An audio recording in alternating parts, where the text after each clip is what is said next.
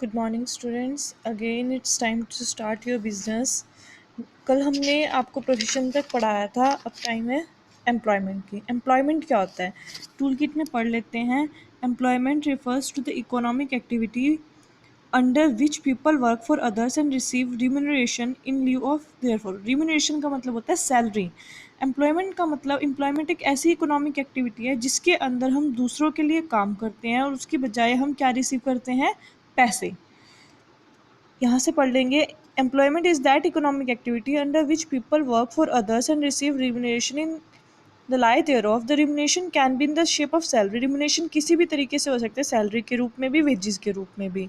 Employer government भी हो सकता है, नॉन गवर्नमेंट भी हो सकता है, प्राइवेट सेक्टर में भी हो सकता है। Employment can be permanent, temporary or casual basis, किसी भी तरीके का एम्प्लॉयमेंट हो सकता है। Some of the examples of the employment are, जैसे कि मैनेजर हो गया, लेबर्स, क्लर्क, ये सभी क्या होते हैं, एम्प्लॉयमेंट होते हैं। Professions like hospital, his activity will be called employment. On the contrary, if he runs his own hospital, it will be called profession. देखो, अगर कोई भी डॉक्टर किसी के अंडर काम कर रहा है, किसी हॉस्पिटल में वर्क कर रहा है या किसी वैसे वर्क कर रहा है, तो वो क्या कहलाएगा, एक एम्प्लॉयमेंट। लेकिन अगर एक डॉक्टर खुद की शॉप खोल के, खुद को हॉस्पिटल खोल के वर्क कर रहा है, तो वो क्या कहलाएगा, प्रोफेशन। करेक्टरिस्टिक्स ऑफ एम्प्लॉयमेंट देखो, सर्विसेज टू अदर्स, ये दूसरों के लिए काम करता है। पर्सनल सर्विसेज होती हैं, इसकी एग्रीमेंट होता है।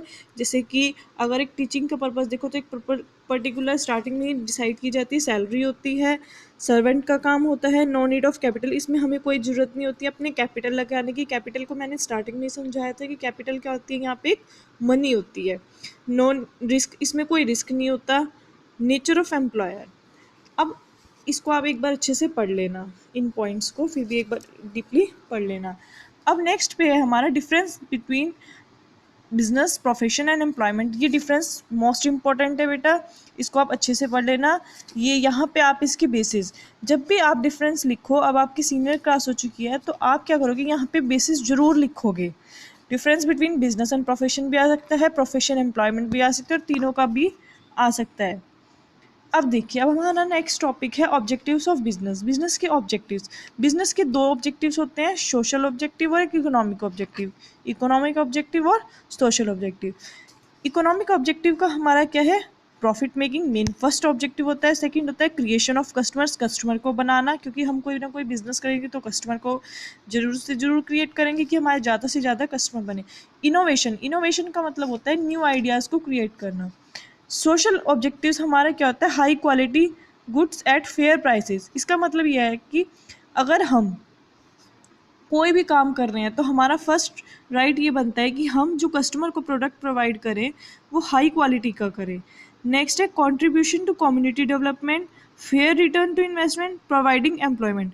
कंट्रीब्यूशन टू कम्युनिटी डेवलपमेंट ये भी एक्सप्लेन करूंगी, fair return to investor and providing employment. सबसे पहले हमने अभी पढ़ा है, हमने दो ऑब्जेक्टिव्स बताए, इकोनॉमिक ऑब्जेक्टिव्स और सोशल ऑब्जेक्टिव। पहले हम इकोनॉमिक ऑब्जेक्टिव को डीपली पढ़ेंगे। वैसे तो मैंने ये आपको एक बार स्टार्टिंग में बता ही दिए हैं, ये सारे पॉइंट्स एक दूसरे से रिलेटेड है। This is an objective of the business without which business can not be thought of. Economic objective is the one or the other way of talking earning of money. Economic objective का main aim यही होता है कि हम क्या करें, पैसा कमाएं।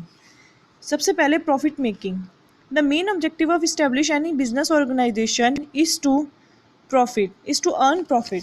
सबसे मेन यही होता है कि हमें प्रॉफिट कमाना है। Just like the lenders receive interest on the money, जैसे कि लैंडर्स रिसीव करते हैं पैसा, he lends and landlords get rent. Landlord क्या होते हैं, किराएदार।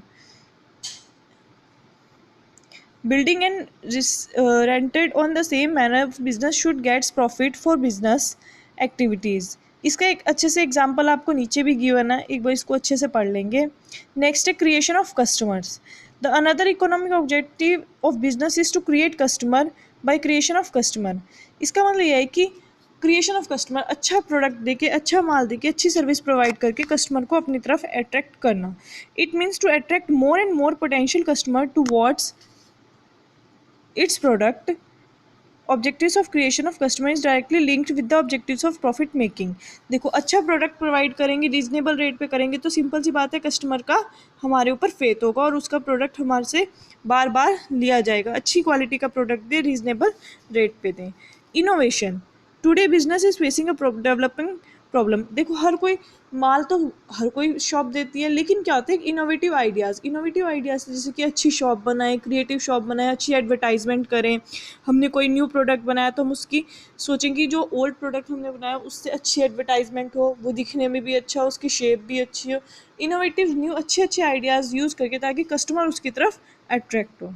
नेक्स्ट है हमारा सोशल ऑब्जेक्टिव। सोशल ऑब्जेक्टिव्स में भी हमारे 4 पॉइंट हैं। पहला, high quality good at fair price, contribution to community development, fair return to investors and providing employment। ये भी आप अच्छे से कर लेना, ये भी बहुत इजी पॉइंट है। नेक्स्ट है हमारा role of profit in business. ये लास्ट टॉपिक है हमारा इस चैप्टर का, role of profit in business. क्या रोल है प्रॉफिट का बिजनेस में? मेन तो रोल यही है कि हमारा बिजनेस ही तब स्टेब्लिश होगा जब हम उस पर प्रॉफिट कमाएंगे। कोई भी बिजनेस अगर लॉस में जा रहा है तो वो ज़्यादा टाइम तक नहीं रह पाएगा। फॉर लॉन्ग सर्वाइवल, सबसे पहला पॉइंट है लॉन्ग सर्वाइवल के लिए हमारा प्रॉफिट का अर्न करना बहुत ज़रूरी है। ज़्यादा टाइम के लिए अगर हम चाहते हैं कि हमारा बिजनेस लॉन्ग टर्म चले तो हमारा उसका प्रॉफिट होना बहुत ही इम्पॉर्टेंट है। ऐसा नहीं है कि आज प्रॉफिट हो रहा है कल लॉस हो जाएगा, फिर प्रॉफिट हो जाएगा फिर लॉस। ऐसे क्या होता है, फ्लक्चुएशन हो जाती है, बिजनेस सर्वाइव नहीं हो पाता। फॉर रैपिड ग्रोथ, यानी कि जल्दी से ग्रोथ के लिए भी हमारा बिजनेस में प्रॉफिट होना बहुत ज़रूरी है।